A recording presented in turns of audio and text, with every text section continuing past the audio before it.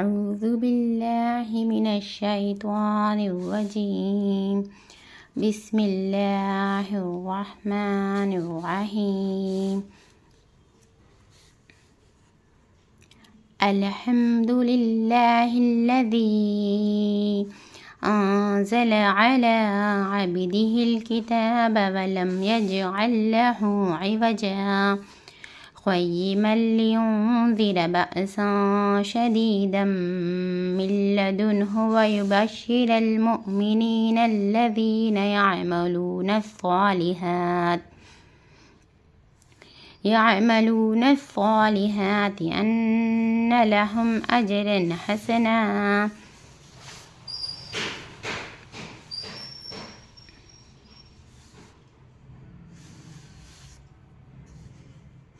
ماكثين فيه أبدا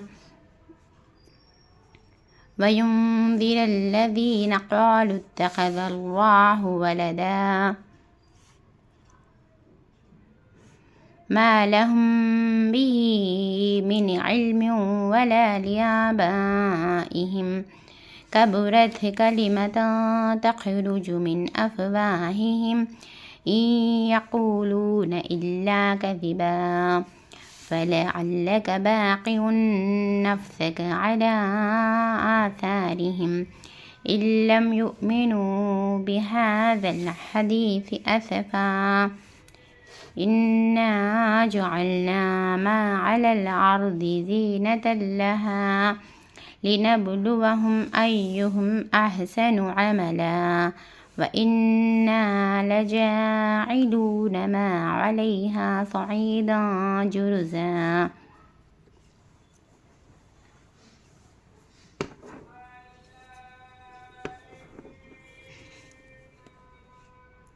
أم حسبت أن أصحاب الكهف والرقيم كانوا من آياتنا عجبا إذ أوى الفتية إلى الكهف فقالوا ربنا آتنا من لدنك رحمة وهيئ لنا من أمرنا رشدا فضربنا على آذانهم في الكهف سنين عددا ثم بعثناهم لنعلم أي الحزبين أحصى لما لبثوا أمدا نحن نقص عليك نبأهم بالحق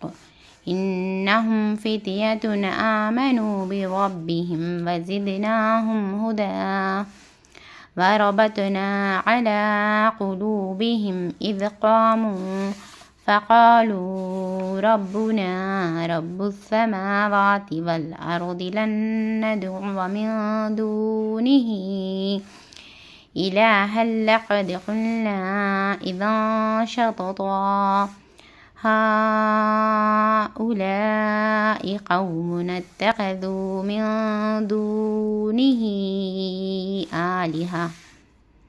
لولا يأتون عليهم بسلطان بين فمن أظلم ممن افترى على الله كذبا وإذ اعتزلتموهم وما يعبدون إلا الله فأووا إلى الكهف ينشر لكم ربكم من رحمته ويهيئ لكم من أمركم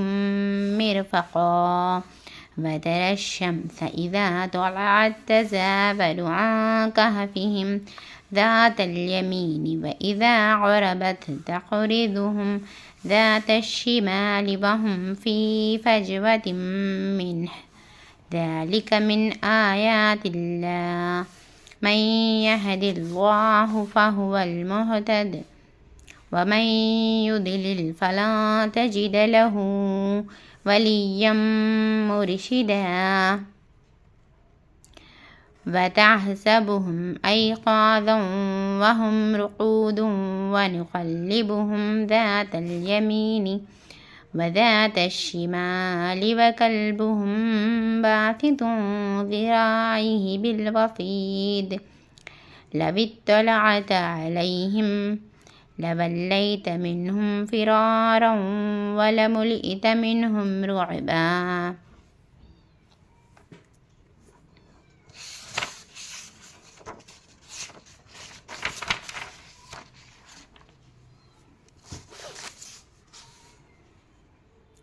وكذلك بعثناهم ليتساءلوا بينهم قال قائل منهم كم لبثتم قالوا لبثنا يوما أو بعض يوم قالوا ربكم أعلم بما لبثتم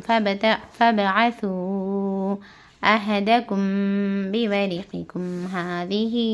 إلى المدينة فلينظر أيها أزكى طعاما فليأتكم برزق منه وليتلطف ولا يشعرن بكم أحدا إنهم إن يظهروا عليكم يرجموكم أو يعيدوكم في ملتهم ولن تفلحوا إذن أبدا. وكذلك أعثرنا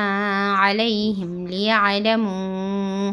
أن وعد الله حق وأن الساعة لا ريب فيها إذ يتنازعون بينهم أمرهم فقالوا ابنوا عليهم بنيانا ربهم أعلم بهم قال الذين غلبوا على أمرهم لنتخذن عليهم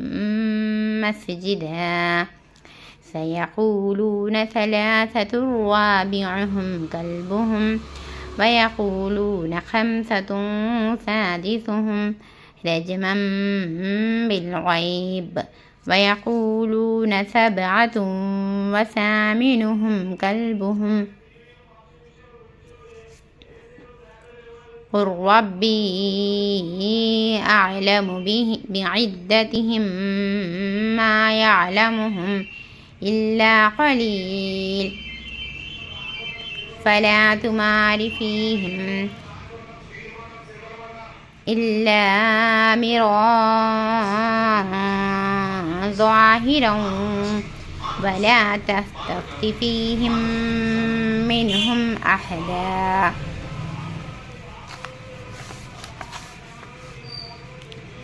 ولا تقولن لشيء إني فاعل ذلك غدا إلا أن يشاء الله واذكر ربك إذا نسيت وقل عسى أن يهديني ربي لأقرب من هذا رشدا ولبثوا في كهفهم 300 سنين وازدادوا 9 قل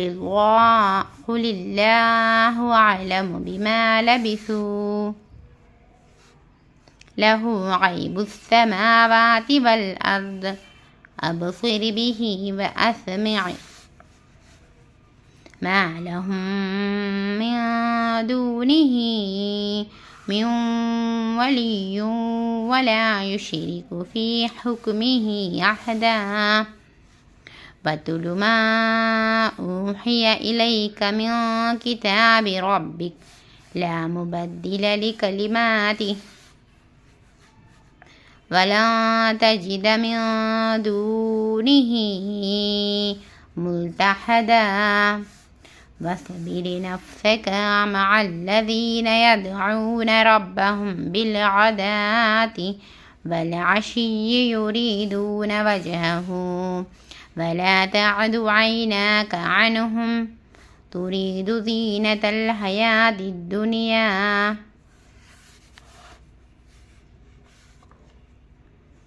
ولا تطع من أغفلنا قلبه عن ذكرنا واتبع هواه أمره فرطا وقل الحق من ربكم فمن شاء فليؤمن ومن شاء فليكفر فمن شاء فليؤمن ومن شاء فليكفر إنا أعتدنا للظالمين نارا أحاط بهم سرادقها وإن يستغيثوا يغاثوا بماء كالمهل يشوي الوجوه بئس الشراب وساءت مرتفقا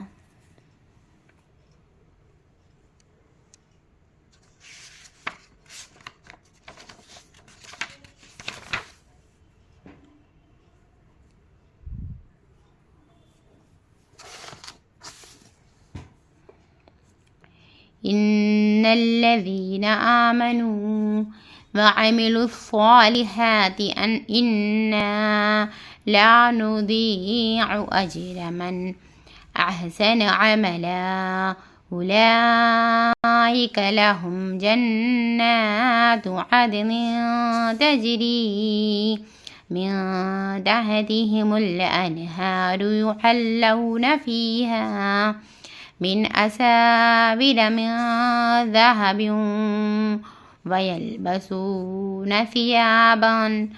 ويلبسون ثيابا خضرا من سندس وإستبرق متكئين فيها على الأرائك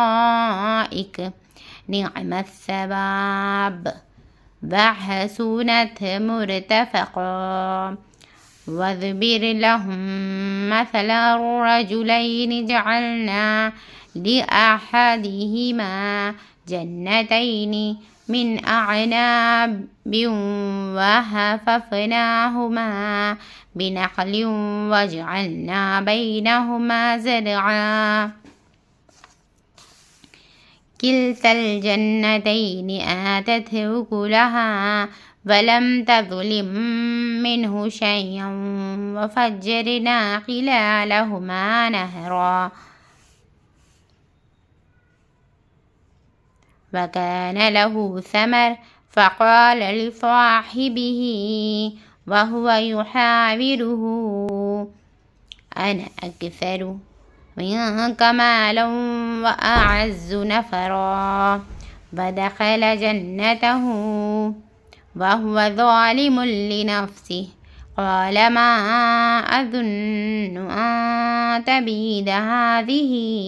أبدا وما أظن الساعة قائمة ولئن رددت إلى ربي لأجدن خيرا منها منقلبا قال له صاحبه وهو يحاوره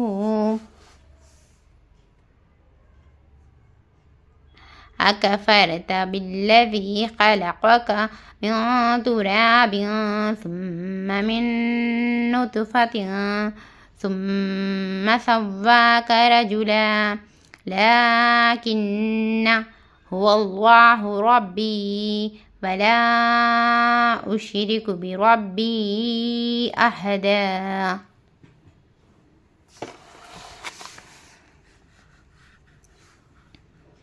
فلولا إذ دخلت جنتك قلت ما شاء الله لا قوة إلا بالله إن ترني أنا أقل منك مالا وولدا فعسى ربي أن يؤتيني خيرا من جنتك ويرسل عليها حسبانا من السماء فتصبح صعيدا زلقا أو يصبح ماؤها غورا فلن تستطيع له طلبا وأحيط بثمره فأصبح يقلب كفيه على ما أنفق فيها وهي خاوية على عروشها فيقول يا ليتني لم أشرك بربي أحدا ولم تكن له فئة ينصرونه من دون الله وما كان منتصرا هنالك الولاية لله الحق هو خير ثوابا وخير عقبا واضرب لهم مثل الحياة الدنيا كماء أنزلناه من السماء فاختلط به نبات الأرض فأصبح هشيما تذروه الرياح وكان الله على كل شيء مقتدرا المال والبنون زينة الحياة الدنيا والباقيات الصالحات خير عند ربك ثوابا وخير أملا ويوم نسير الجبال وترى الأرض بارزة وحشرناهم فلم نغادر منهم أحدا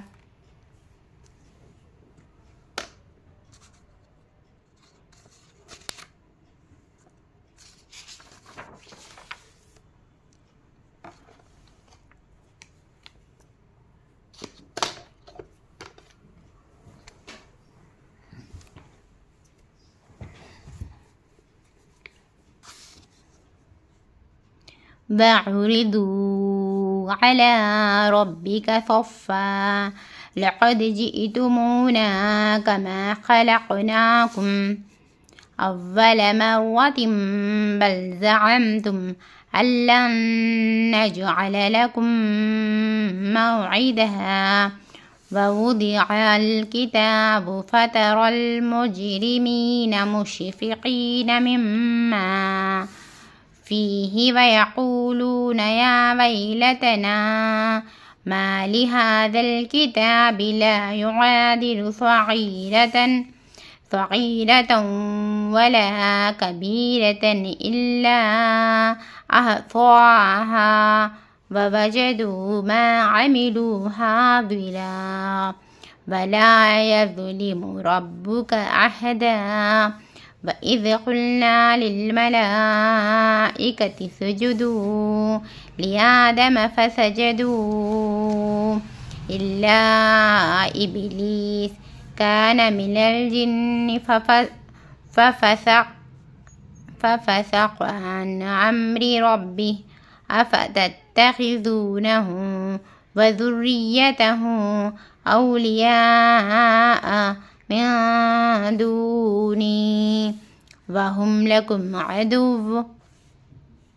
بئس للظالمين بدلا ما أشهدتهم خلق السماوات والأرض ولا خلق أنفسهم وما كنت متخذ المضلين عدودا ويوم يقول نادوا شركائي الذين زعمتم فدعوهم فلم يستجيبوا لهم وجعلنا بينهم موبقا ورأى المجرمون النار فظنوا أنهم مواقعوها ولم يجدوا عنها مصرفا ولقد صرفنا في هذا القرآن للناس من كل مثل وكان الإنسان أكثر شيء جدلا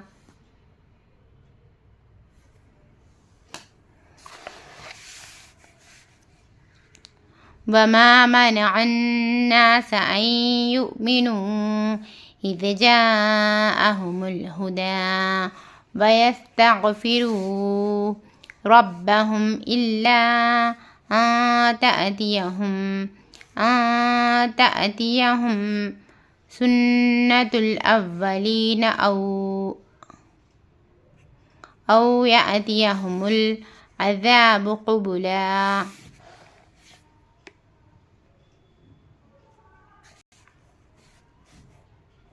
وما نرسل المرسلين إلا مبشرين ومنذرين ويجادل الذين كفروا بالباطل ليدحضوا به الحق واتخذوا آياتي وما أنذروا هزوا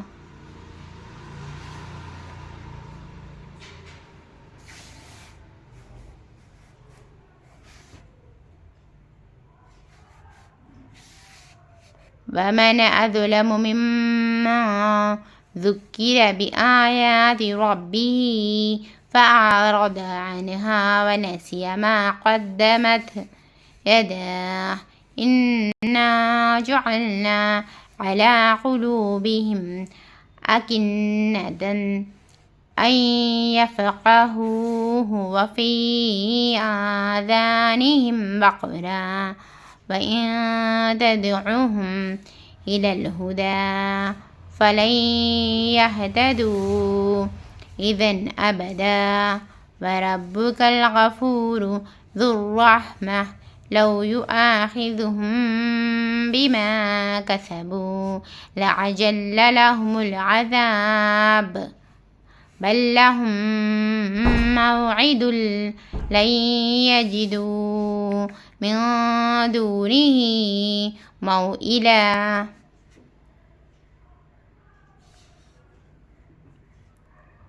وتلك القرى أهلكناهم لما ظلموا وجعلنا لمهلكهم موعدا وإذ قال موسى لفتاه لا أبرح حتى أبلغ مجمع البحرين أو أمضي حقبا فلما بلغا مجمع بينهما نسيا حوتهما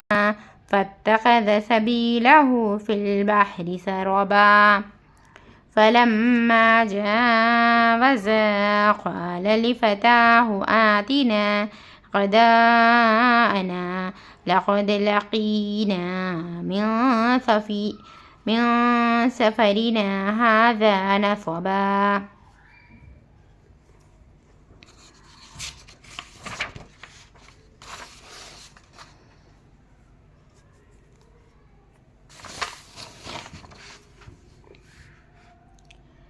قال أرأيت إذ أبينا إلى الصخرة فإني نسيت الحوت وما أنسانيه إلا الشيطان أن أذكره واتخذ سبيله في البحر عجبا قال ذلك ما كنا نبغي فارتدا على آثارهما قصصا فوجدا عبدا من عبادنا آتيناه رحمة من عندنا وعلمناه من لدنا علما. قال له موسى هل أتبعك على أن تعلمني مما علمت رشدا؟ قال إنك لن تستطيع معي صبرا وكيف تصبر على ما لم تحط به خبرا؟ قال ستجدني إن شاء الله صابرا ولا أعصي لك أمرا. قال فإن اتبعتني فلا تسألني عن شيء حتى أحدث لك منه ذكرا.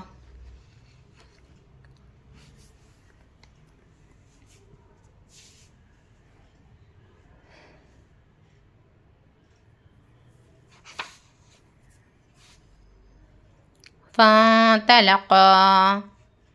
حتى إذا ركبا في السفينة خرقها قال أخرقتها لتغرق أهلها لقد جئت شيئا إمرا. قال ألم أقل إنك لن تستطيع معي صبرا؟ قال لا تؤاخذني بما نسيت ولا ترهقني من أمري عسرا. فانطلقا حتى إذا لقيا غلاما فقتله قال أقتلت نفسا زكية بغير نفس ولقد جئت شيئا نكرا.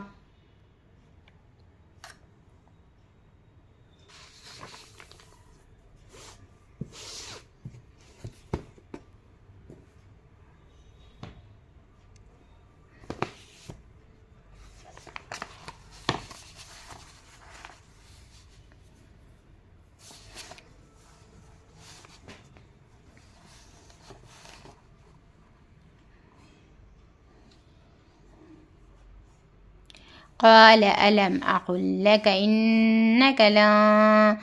تستطيع معي صبرا؟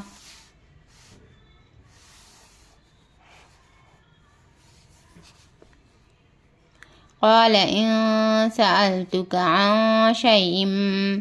بعدها فلا تصاحبني قد بلغت من لدني عذرا. فانطلقا حتى إذا أتيا أهل قرية استطعما أهلها فأبوا أن يضيفوهما فوجدا فيها جدارا يريد أن ينقض فأقامه. قال لو شئت لاتخذت عليه أجرا.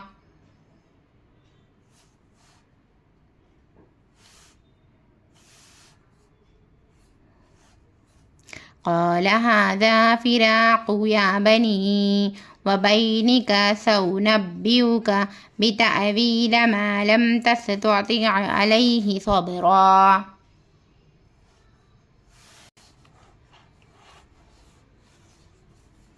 أما السفينة فكانت لمساكين يعملون في البحر فأردت أن أعيبها وكان وراءهم ملك يأخذ كل سفينة غصبا. وأما الغلام فكان أبواه مؤمنين فخشينا أن يرهقهما طغيانا وكفرا. فأردنا أن أن يبدلهما ربهما خيرا منه زكاة وأقرب رحما. وأما الجدال فكان لغلامين يتيمين في المدينة وكان تحته كنز لهما وكان أبوهما صالحا فأراد ربك أن يبلغا أشدهما ويستخرجا كنزهما رحمة من ربك وما فعلته عن أمري ذلك تأويل ما لم تستطع عليه صبرا. ويسألونك عن ذي القرنين قل سأتلو عليكم منه ذكرا.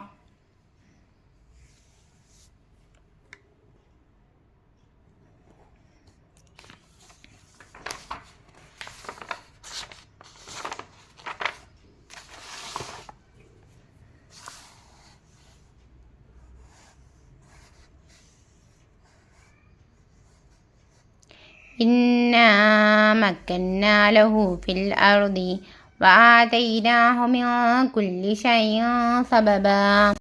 فأتبعها سببا حتى إذا بلغ مغرب الشمس وجدها تغرب في عين حمية ووجد عندها قوما قلنا يا ذا القرنين إما أن تعذب وإما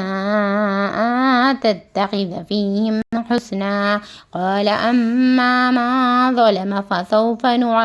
نعذبه ثم يرد إلى ربه فيعذبه عذابا نكرا.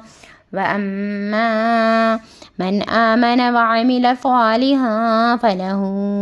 جزاء الحسنى وسنقول له من أمرنا يسرا. ثم أتبع سببا حتى إذا بلغ مطلع الشمس وجدها تطلع على قوم لم نجعل لهم من دونها سترا كذلك وقد أحطنا بما لديه خبرا. ثم أتبع سببا حتى إذا بلغ بين السدين وجد من دونهما قوما لا يكادون يفقهون قولا قالوا يا ذا القرنين إن يأجوج ومأجوج مفسدون في الأرض فهل نجعل لك خرجا على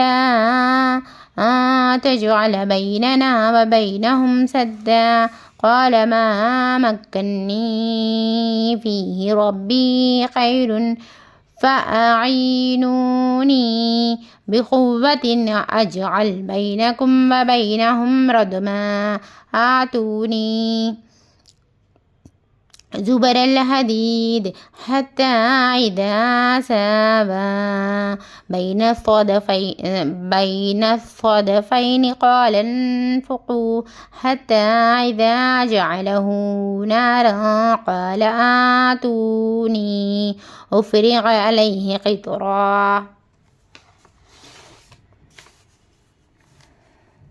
فما استطاعوا أن يظهروا وما استطاعوا له نقبا.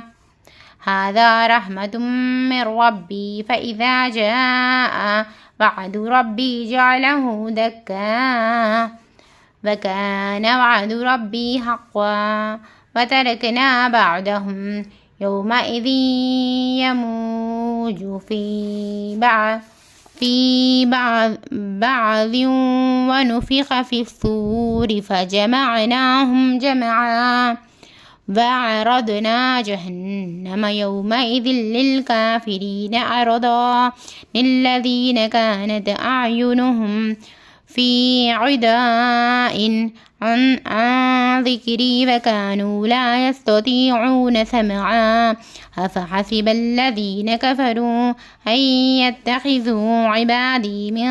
دوني أولياء إنا أعتدنا جهنم للكافرين نزلا قل هل ننبئكم بالأخسرين أعمالا الذين ضل سعيهم في الحياة الدنيا وهم يحسبون أنهم يحسنون صنعا أولئك الذين كفروا بآيات ربهم ولقائه فحبطت أعمالهم فلا نقيم لهم يوم القيامة وزنا ذلك جزاؤهم جهنم بما كفروا واتخذوا آياتي ورسلي هزوا إن الذين آمنوا وعملوا الصالحات كانت لهم جنات الفردوس نزلا خالدين فيها لا يبغون عنها حولا قل لو كان البحر مدادا لكلمات ربي لنفد البحر قبل أن تنفد كلمات ربي ولو جئنا بمثله مددا